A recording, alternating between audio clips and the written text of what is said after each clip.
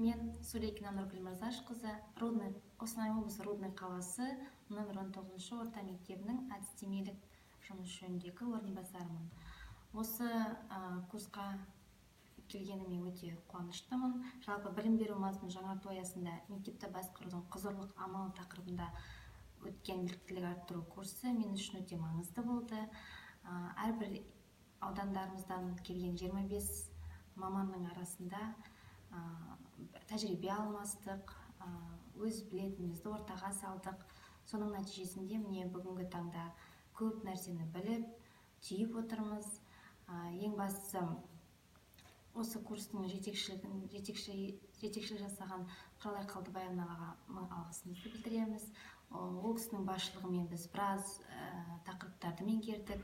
свод анализ жасауды, мектептің даму жоспарын құруды, Клил әдістемесі бойынша қаншама жұмыстар жақсы жасадық. Және де бүгінгі міне өткен тақырып бойынша жоба қорғады. Әр топ өзінің мектебінің даму жоспарын құрастыруды көрсетті.